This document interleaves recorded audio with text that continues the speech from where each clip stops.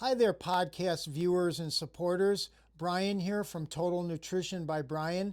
Just want to mention a few supplements. I had iterated earlier that I would talk about some supplements. Some of the ones I use, that doesn't necessarily mean you have to use them, but I want to just give you some different facts on some supplements.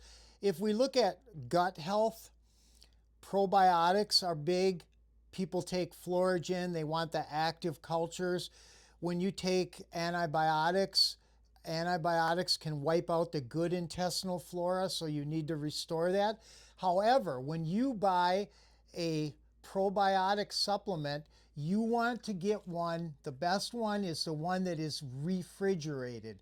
If it doesn't say keep refrigerated, like this one says, I wouldn't buy it. You can go to Walgreens and you just talk to a pharmacist and say, I want the Florigen or the probiotic that's refrigerated. It does cost a little more, but this one has actually 15 billion live cultures per capsule, and this is the real deal. So so you know which one to get. When you take an antibiotic, you can take this, of course, you can take it daily for good intestinal or good gut health to restore that good flora. Antibiotics can wipe it out, especially things like amoxicillin. You would never take the probiotic with the antibiotic because it's an antagonist. You would take it maybe an hour before or hour after, because the side effects of antibiotics are what women can develop yeast infections, diarrhea from antibiotics. They can be really rough on your stomach. By the way, quick side note, when you're on antibiotics, you don't need antibiotics if you have a virus. 80% of the time when you have something like the common flu, it's a virus. The flu is influenza. There's different strains. Getting a flu vaccine doesn't mean you won't get the flu because there's so many different strains. So when you have a virus, if you take an antibiotic, it actually weakens your immune system. It lowers your white blood cell titers, and you're more resistant to the antibiotics. Resistant as means they don't work. So that's 80% of the time when you have the flu. People say, what do, Brian? Rest, push fluids, flush it out. You want your urine to be light yellow or white almost. You want to push those fluids. Water is the best fluid you can drink. A lot of water, water, water, water.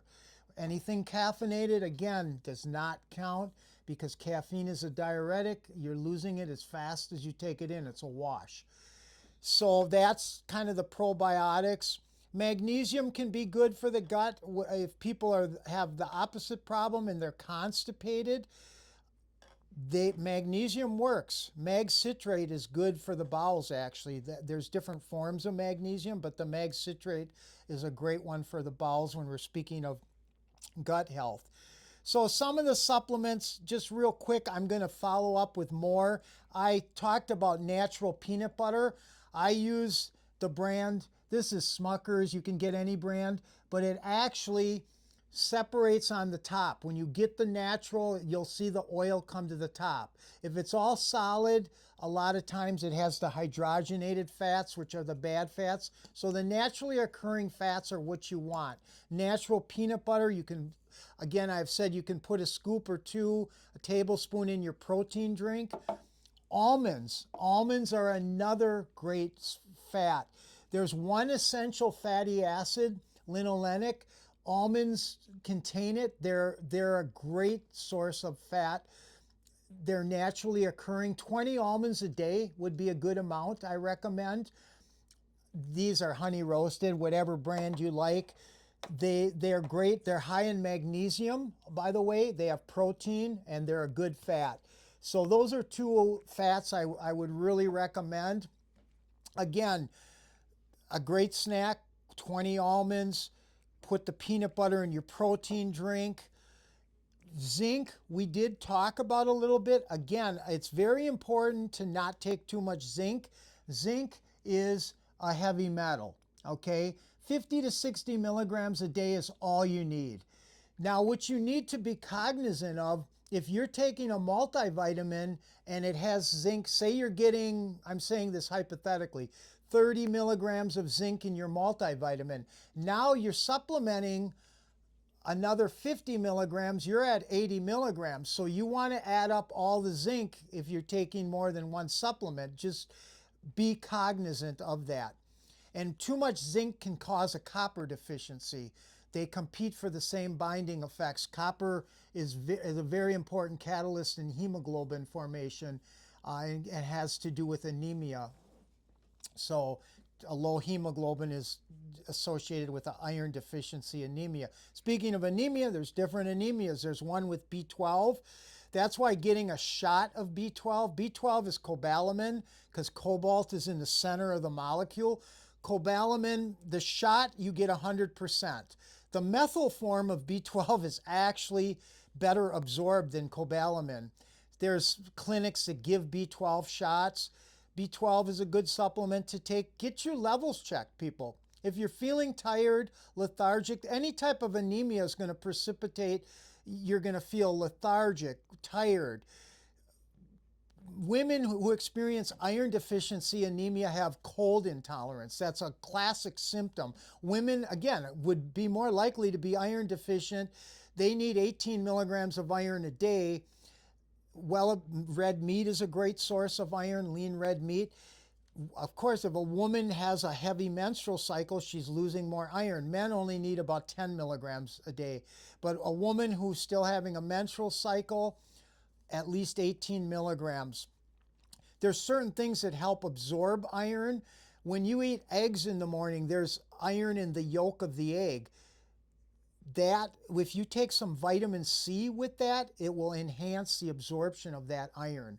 So these are just some tips. I'm going to give you many, many more tips to come. So these are the supplements. Remember, I said anything you take orally, like magnesium, you only absorb about 70% because you lose a significant portion to digestion. Black seed oil is another great supplement I recommend. I actually put it in my protein drinks. It's great for skin. You ladies out there might like that. You pretty ladies, you want your pretty skin and pretty hair. It also helps immune system. So I put some of that in my protein drink with the peanut butter, the frozen berries. You can use a vanilla protein powder in there. That's great. And some yogurt. Greek yogurt is higher in protein. It's a little thicker consistency. So these are all some tips. I just want to, I also said I put beets, a scoop of beets in there, total beets in the protein drink, and the greens. The greens have the probiotics in there too, super greens. I put those in my protein drink. You eat that, drink that in the morning, you will feel great for the whole day. And it's great if you're in a hurry to blend that up. You can put it in a Tupperware container, go off to work. Thank you. I'm going to continue with the supplements, and please write down your questions or bring questions. Let's keep this going. Let's get the good information, the real information with people with credentials out there. Thank you, everyone. God bless. Have a good evening.